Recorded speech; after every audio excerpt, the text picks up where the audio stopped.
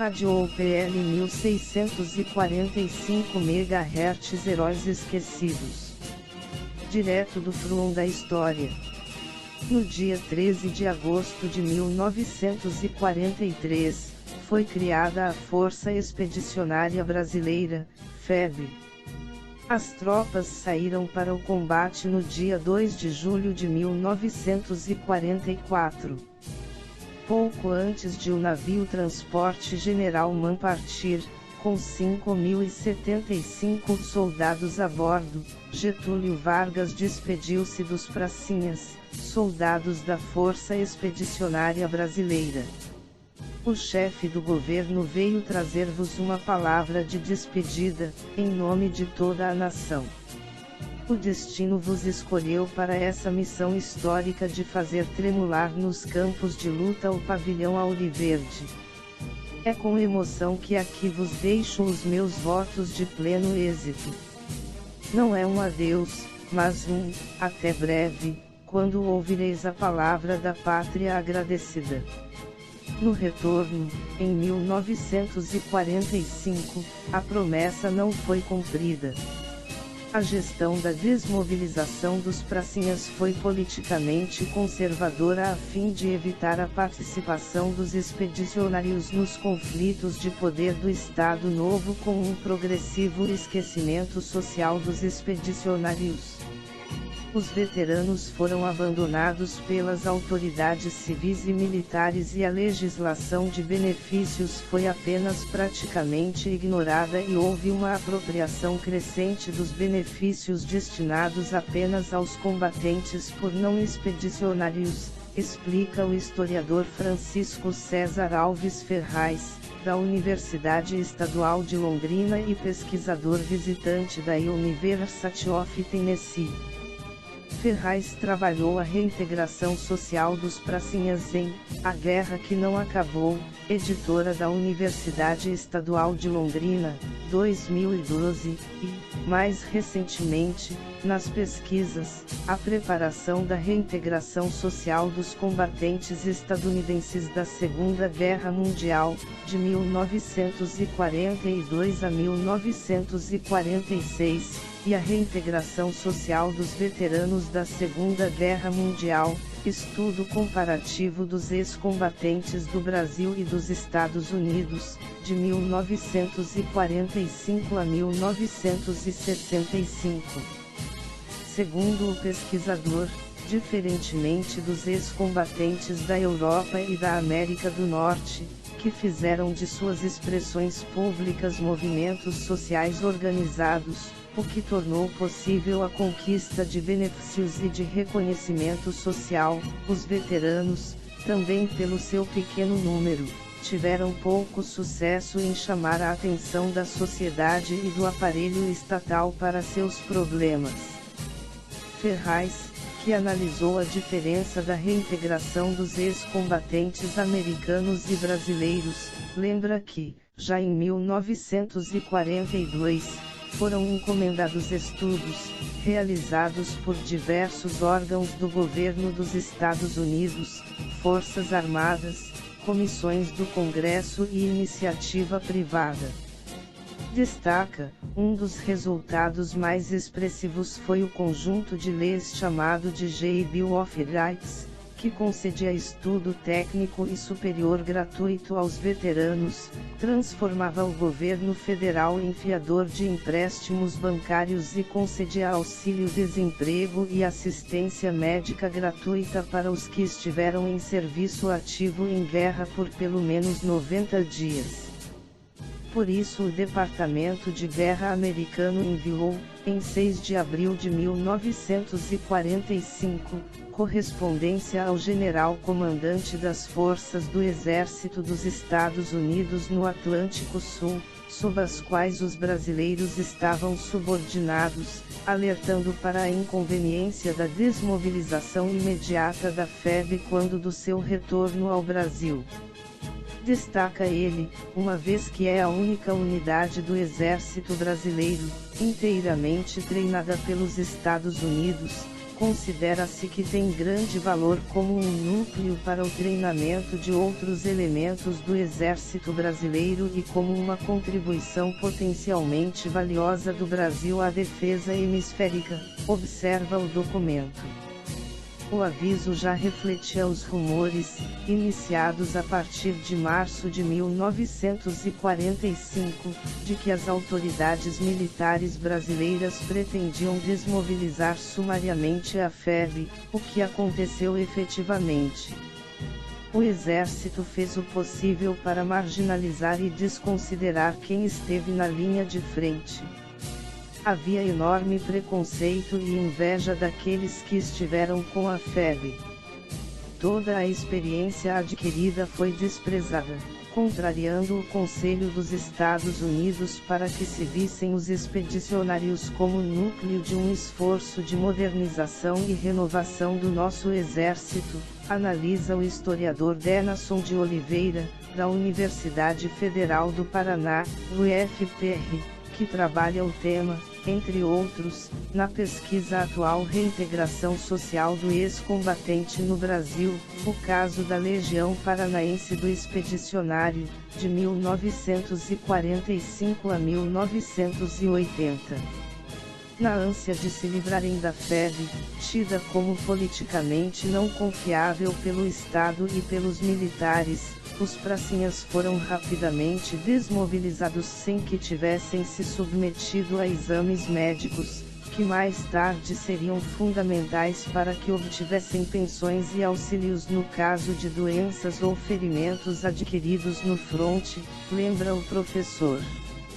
Havia temores políticos, a ameaça que representava para o exército de Caxias esse novo tipo de força militar, mais profissional, liberal e democrática, o medo de que os oficiais febianos pudessem se tornar o fiel da balança político-eleitoral e fossem cooptados pelos comunistas. Acima de tudo, temia-se que os expedicionários, entre os quais Vargas tinha grande popularidade, pudessem apoiá-lo e empolgar a população para soluções diferentes daquelas do pacto conservador das elites políticas para a sucessão do antigo líder do Estado Novo. O Comando Brasileiro, no aviso reservado de 11 de junho, emitido pelo Ministério da Guerra e assinado pelo ministro Dutra, observava que, não obstante reconhecer o interesse do público, fica proibido, por motivo de interesse militar, aos oficiais e praças da FEB fazer declarações ou conceder entrevistas sem autorização do Ministério da Guerra.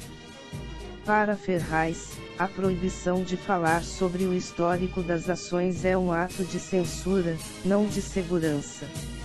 O objetivo parece ter sido quebrar o impacto da chegada da FEB, evitar as declarações que pudessem embaraçar a instituição militar ou envolvê-la nas questões políticas que fermentavam naquele momento. Isso, segundo ele, fica mais evidente quando se compara com as instruções emitidas ao grupo de caça da FAB, enviadas pelo comando americano. Quando você chegar à sua cidade natal, provavelmente a imprensa local desejará entrevistá-lo. Você terá liberdade de falar de suas atividades aos jornalistas, mas não deve especular sobre o futuro de nossas unidades. A guerra continua no Oriente Próximo. Estamos interessados, porém, que a sua história seja contada várias vezes, nos Estados Unidos e no Brasil. Boa sorte no futuro. Assinado Charles Myers, Brigadeiro do Ar.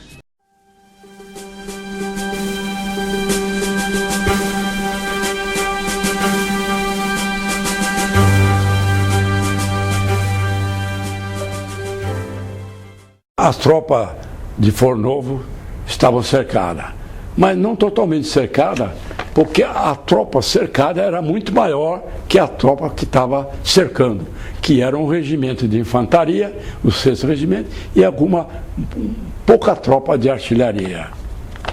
Mas o nosso comandante foi ousado, comandante do 6º RI, sabedor da situação difícil da tropa alemã, que tinha muitos feridos, muita dificuldade de se locomover, ele enviou ao comando alemão o seguinte ultimato: ao comandante da tropa sitiada na região de Fornovo Respício, para poupar sacrifícios inúteis de vida, intimo-vos a render-vos incondicionalmente ao comando das tropas regulares do Exército Brasileiro, que estão prontas para vos atacar.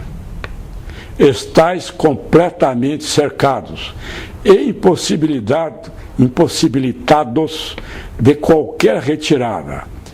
Quem vos intima é o comando da guarda da divisão brasileira que vos cerca. Aguardo, dentro do prazo de 2 horas, a resposta do presente ultimato. Assinado Coronel Nelson de Mello. E com isso, o comandante das tropas alemãs, de uma forma disciplinada, que foi observado isso, se entregaram às tropas brasileiras, com todas as armas, com tudo. E a única coisa que eles pediram, a atenção inicial, é com os feridos, que ele tinha muitos feridos. A rendição sobre Fornovo, no meu ponto de vista, tinha mais de 14 mil homens ali. Eu acho que ele já, como a Alemanha estava sitiada, Berlim estava para cair, eu acho que todas as divisões daquela remessa, uma divisão parece que tem 3 mil homens, não sei quanto, mas tinha umas 3, 4 divisões ali, que estavam defendendo toda aquela região, eles se dirigiram todos a Fornovo para se entregar para as tropas brasileiras. Eles preferiram se entregar para as tropas brasileiras. Fornovo foi praticamente o término da guerra. Levantaram a bandeira. Então, pediram arrego. 8 de maio, veio a notícia, estourou aquilo como uma bomba. É finito la guerra e tal. Terminou a guerra lá. E os italianos todos saíam às ruas, às igrejas, batendo os sinos, aquele barulhão todo, aquela alegria.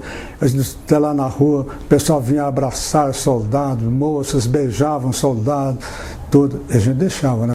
Foi uma alegria total, a população, sabe como é? A guerra é uma desgraça. A guerra é um desastre, seja qual for o resultado.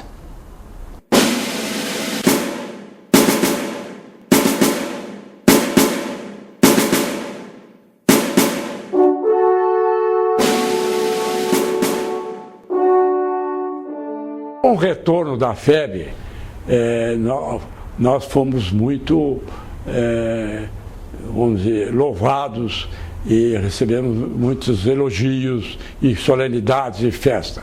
Mas isso, aos poucos, foi diminuindo, foi acabando e a ponto de quase o esquecimento.